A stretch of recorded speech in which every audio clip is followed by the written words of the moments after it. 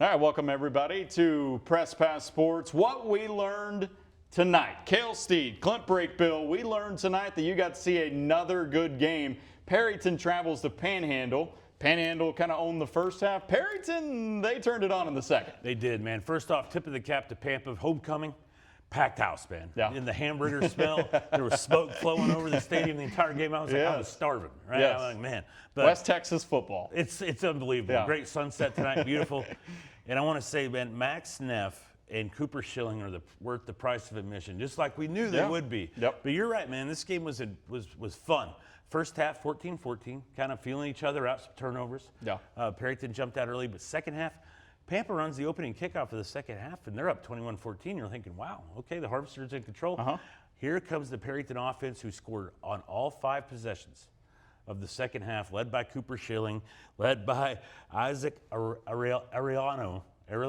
That's a hard name to say. Yep. And boy, these guys just they read a little sped option. They started running between the tackles. What was so good, though, is what Cooper Schilling can do is he's such a threat passing. And he can flush the pocket, and that opened up the middle for Isaac to run the ball the rest of the night, man. Both those guys over 100 yards rushing. Cooper Schilling, 181 rushing, 231 passing, 4 touchdowns. Just a complete great team. And then Cash Wheeler in that defense in the second half stepped up. Now, Max Neff did have 255 yards. Unbelievable. But what Perryton was able to do in that second half was just control the game.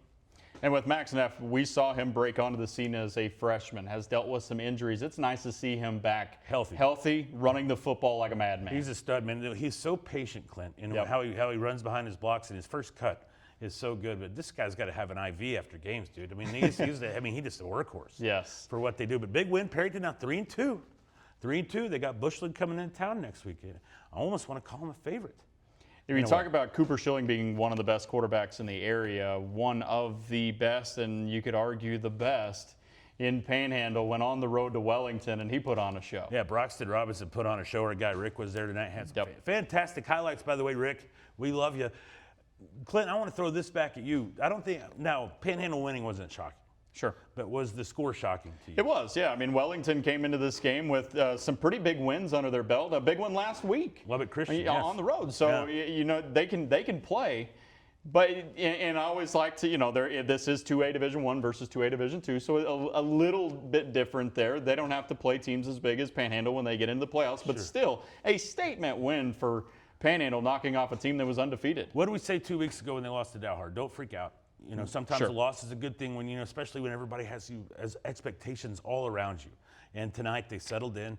They did what they do best, and that's Broxton Robinson. 138 passing, 143 rushing, 5 touchdowns. I mean, and it's the guys around him, the Purcell kid, Caden Arms. He's got so many weapons. And they're just such a they're just a complete football team, and they're so good up front. And I think now they've kind of they're back to that. Everybody's, oh, it's Panhandle. Okay. Yes. Now we know what they're made of, and they got a lot of momentum rolling in the district here in a couple weeks. And we've seen some talented quarterbacks for them that can run it and throw it. And you know that offense is rolling when you have a quarterback that can do both. Yeah, and Wellington, you'll be fine. This is a loss you can learn a lot from, and they won't see a team like that district. Now, Region 2, though, when they get in the playoffs, look out. And you talked about that being not that surprising of a win. The score was a little surprising. Now a surprising state victory, I think, for everybody in the state that looks at the top-ranked teams. Post went on the road to Farwell. Some might have written that game off. Farwell said, not so fast, my friend. No, they come out with a win. Post had the game, though, excuse me, Farwell had the win of the night, man. 25-24. Congrats to Derek Shelton in his first year there at Farwell. Heck of a coach. That's a big win, man. Post went to the state quarters in D1 last year. I don't think a lot of us picked Farwell tonight. I know I didn't, so I'll admit when I'm wrong. Huge win for the Steers. Dimmitt, let's talk about these teams. Dimmitt, Jimmy Arias, they go to Highland Park, get a 34-30 win. Dimmitt had 4 wins the past 4 years. They're 4-1 this year. Have they played the toughest schedule? No, but guess what they've done?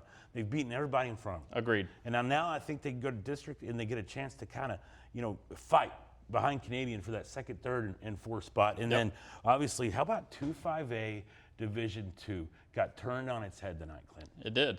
You and I both would have probably had Lubbock Cooper Memorial at the top of that district, and they both come out with losses. Yeah, Lubbock Cooper goes to Plainview. Plainview puts on a show, 37-22. In fact, a buddy of mine texted me. He was watching the YouTube and said the Plainview radio guy called me out, man. Called me out for picking against him. I apologize.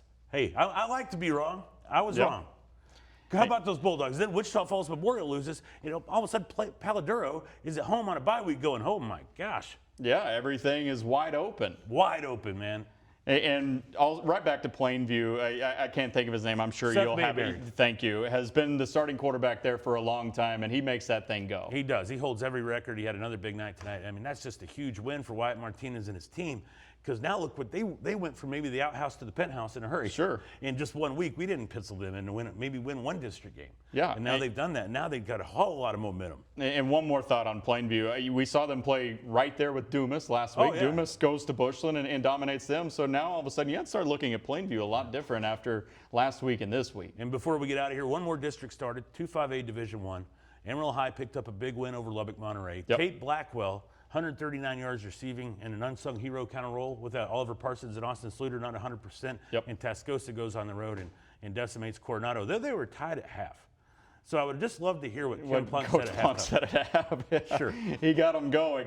We have a lot of bye weeks next week, and then the Right. following week after that, we really get going with everybody in district play.